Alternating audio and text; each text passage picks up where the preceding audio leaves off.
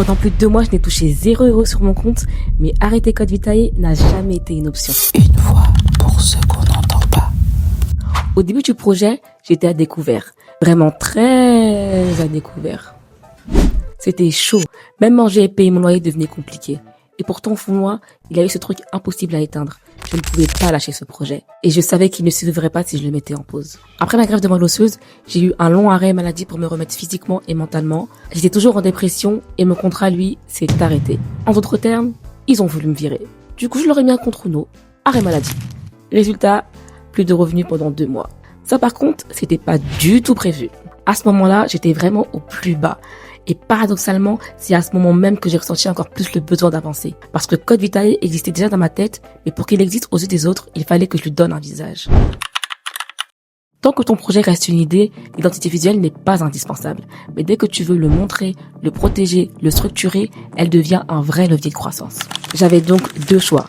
Attendre d'avoir l'argent ou trouver une autre solution. Attendre, ça voulait dire quoi? Laisser mon projet mourir doucement, et ça, c'était impossible pour moi.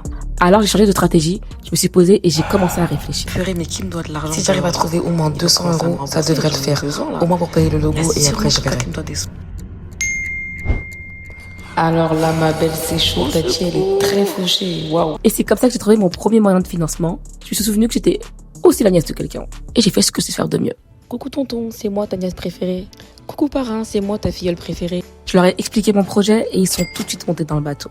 J'avais enfin assez d'argent pour déposer mon nom légalement et pour payer ma graphiste. Si j'avais attendu, Code Vitae n'existerait pas.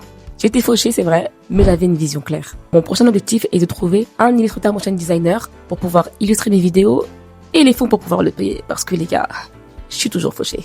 J'ai scripté 170 vidéos destinées aux enfants et aux adultes et je pense que ces vidéos méritent d'être illustrées parce que le contenu médical c'est parfois assez complexe et l'illustration c'est pas mal pour que ce soit compris du grand public. Si je dis pas de bêtises, ma dernière estimation était de 50 000 €.